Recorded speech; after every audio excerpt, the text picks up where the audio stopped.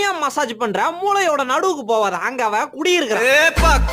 மாத்தி முடிச்சு பையன் வந்தா. ஏங்க இவனுக்கு 2 பேத்த விடுங்க, பின்னாடி இருக்கிற பூசணி பழத்தை பாருங்க. போலீஸ்காரா இருக்கட்டும், என்ன அப்ப எதுக்கு காத்துறீங்க? இந்த பாரு பர்கரை முதல்ல ஓடி இருக்கணும். நான் பண்ணு சாஸ் எல்லாத்தையும் வச்ச பிறகு ஓடுறதுன்னா நியாயம்.